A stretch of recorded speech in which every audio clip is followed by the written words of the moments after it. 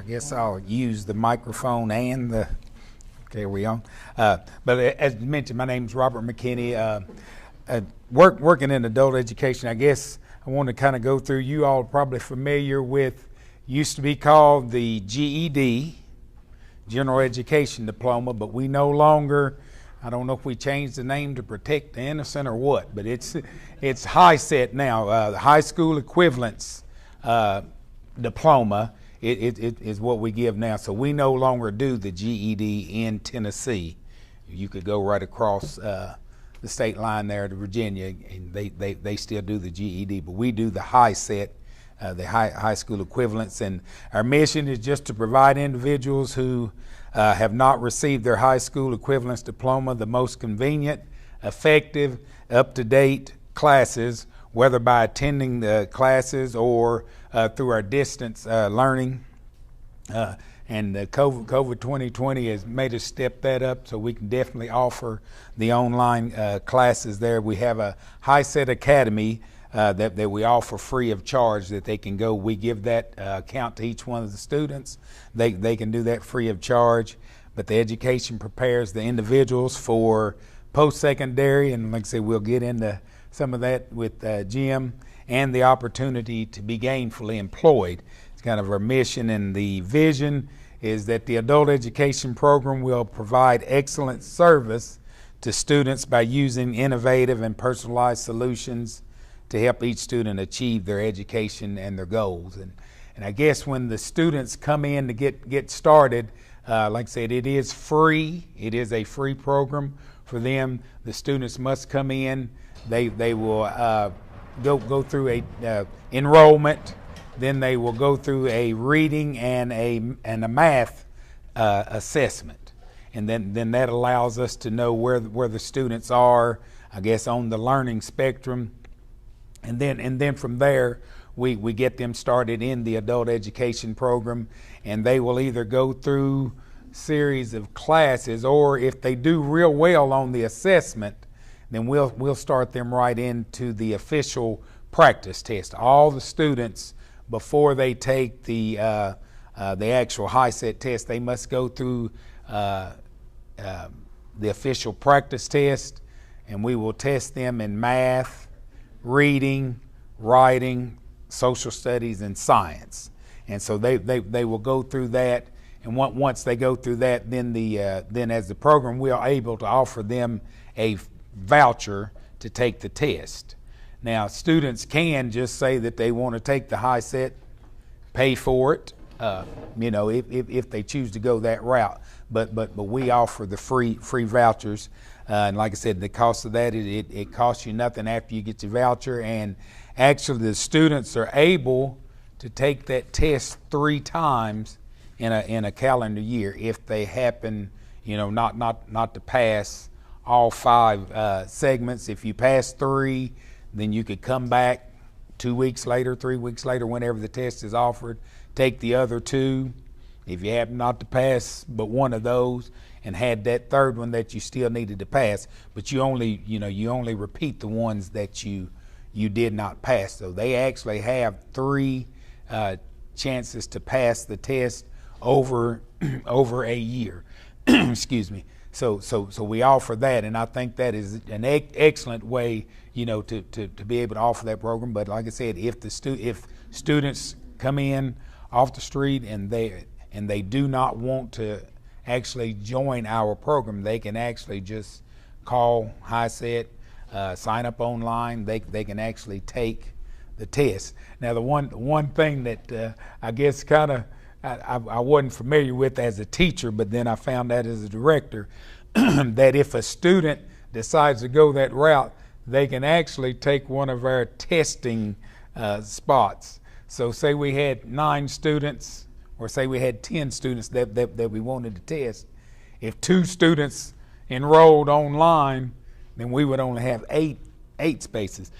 So it takes a spot, and we don't know it until we're able to, until they get in there and start to sign the students up. So kind of little competition there, but like I said, it's not a bad thing. We just know that sometimes the student will be disappointed when we tell them they can take the test, and then we've only got eight slots when we thought we had 10. So if they sign up online, we don't even know about it until the day of the test or until the person's tried to sign them up. And I guess one of the things that we try to offer are day classes, night classes. We've tried to offer some classes on the weekends. It's a little bit tough to get teachers to do that, but since we have part-time teachers, some of them will say, we've actually had teachers in the school system say that they'll teach an adult education class on the weekends. So we try to offer nights, day, nights, and weekends. As I mentioned, we do offer the online classes that they can take. We also try to get the students prepared for the workforce, and sometimes we have some individual and small group instruction. Feel like that the benefits, of course, is you have your high school diploma. It would help you to qualify for new jobs or a promotion. Actually would help you to qualify through Northeast State. I guess they would qualify for the Hope Scholarship, the Tennessee Promise, or the Tennessee Reconnect, and it is offered through Northeast. In regard to where we offer the classes, we offer the classes in Johnson City, Bristol, Elizabethton, Irwin, Greenville, Kingsport, Mountain City, Rogersville, and Sneedville. So we hit the 8 counties from Johnson County all the way to Hancock. So we have actually have teaching in all of the 8 counties. And I guess during the COVID pandemic, we continued to offer our classes, but then some let's see, we had to start offering classes via the Zoom platform. I guess everyone's familiar with the Zoom meetings that they offered. So we would have Zoom. Basically, when we came back and we started by Zoom. So it actually have a class via the Zoom, and then when we started to come back together, I have had classes to where I'd have the Zoom meeting set up, but I would have students in class also. So it made it a little tough, but we wanted to make sure that the students were still serviced in the area. Nobody went unserved. So some of the students still did not feel comfortable coming back to the classes, so we made sure that we offered that Zoom. Some of the local jails decided that they did not, and I guess I did not mention that, but we do serve Unicoi Jail, Johnson County Jail, Johnson City Jail just to the females, and the Hawkins County Jail. But some of those facilities decided that they would shut down for a while. But we've since got back in there. Looking to get back into Greenville. We have not been able to get back into Greenville jail yet. One of the things that we feel like that and that we're trying to do is to get people to reimagine adult education. Okay, so we feel that we're not just a factory for getting out the high set diploma, but during your education, as you're going through, you can make level gains. The students can make level gains just in the reading or their math before they actually get that diploma. But we're trying to get the students prepared for the workforce. Okay, so we want to help the students to get better jobs. We want to offer opportunities for post-secondary education and training. Part of the workforce preparation activities, we are trying to offer career guidance for the students. Our full-time teachers, starting this year, they're going to be actually given the title. Jim was talking about how we like titles and things, but they will be given the title of a career coach also. So they will be a full-time teacher, but they will be a career coach, and they will be able to point the students to their post-secondary or the technical college or TCATs, those that offer your welding, those that offer some of your two-year certifications, we will be able to offer that, and we're going to try to steer them there. Whereas in the past, we just said, look, you get your diploma, we're finished. But we are trying to get people to reimagine that we're going to step into that, offer soft skills, whether it's teamwork, punctuality, getting to work on time, interviewing skills. We're trying to offer some of those things through our program now, and the career coach will be responsible. One of the things that the career coach is going to be responsible for also is looking at the industry that we have in the area, and it may just be, if I'm working in Sullivan County, I want to look at all the industry in Sullivan County, maybe look at the top three industries, and point the students that way to find out if they want to go to work. We are also looking at integrated education and training. Now, right out of high school, or I know in high school, I know Dobbins Bennett does, they offer the work keys, and that is you have to pass the work keys, math, the reading, documents, and graphic literacy, I think.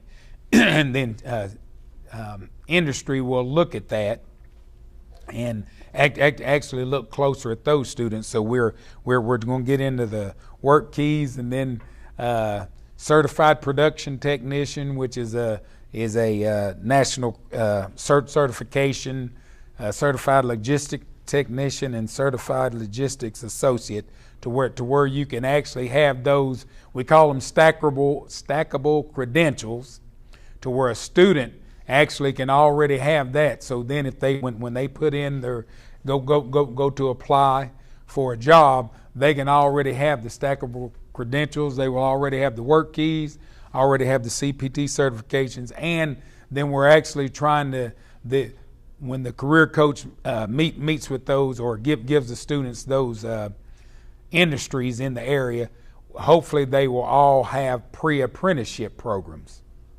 So then we can start them in a pre-apprenticeship program also, and we can do this concurrent as they're going through and getting their high school diploma. They can also be part of an apprenticeship program, and once they finish that apprenticeship program, in order for the student to get on the apprenticeship program, the company already has to have an apprenticeship. So we would the student will be already afforded an interview with the company. Now, whether or not they get hired or not, that'll be between them and the company. But they are guaranteed to go in and have an interview with the company. So we're getting into that. And as I pointed out, the career coaches, they will help the students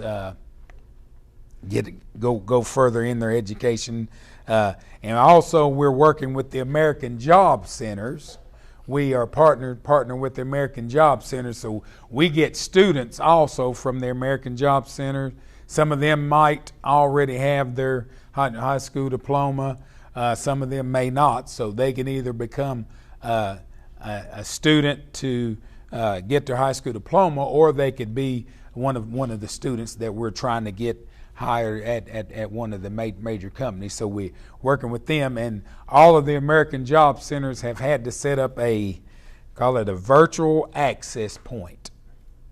So all of the American Job Centers have to have a computer for someone to be able to come in, sit down, look at where there might be job searches. So they ask us to partner with them. So basically, in the same areas that we teach, we will have hours set aside to where we will be one of those virtual access points for anyone who wants to come in. So there again, we're helping students not only to get their diploma, but to be able to sit down, do job searches, use the computer for whatever reason. So we have been asked to do that. And I guess kind of in my closing, it says it's never too late to go back to school. With high school equivalency diploma, you will have access to meaningful careers, and we try to tell this to the students, better paying jobs to support your family. You'll be able to participate in trade or technical programs and work towards your college degree. So we tell them that they need to just invest in the future, and the cost is free to them. Okay, so we also try to tell them that every accomplishment starts with the decision to try. So we just try to instill in the students that if you don't try, you're never going to get there.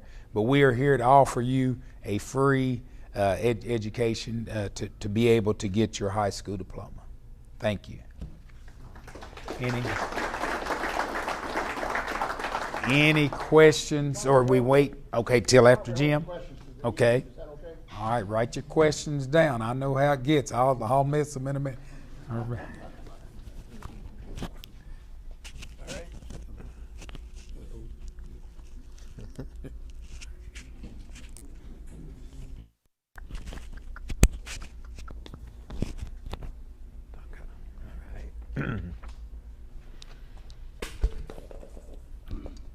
I'm going to break something here.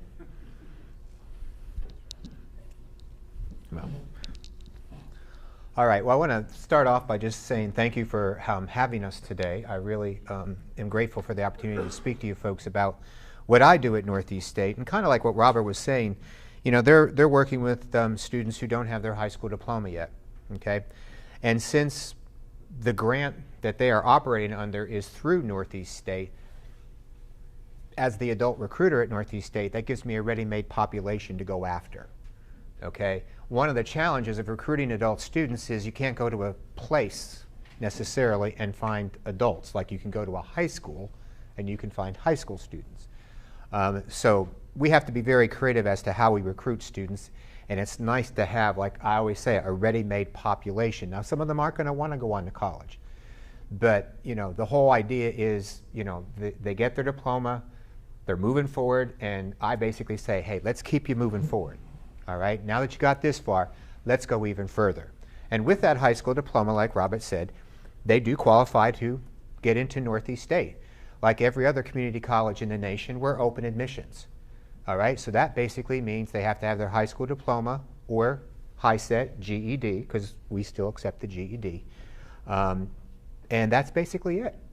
Okay, ACTs, minimum 4 years of this, 3 years of that, GPAs, those are more four-year school things, okay? And that's pretty much why community colleges were developed many years ago, to pretty much give anyone a chance at a better life.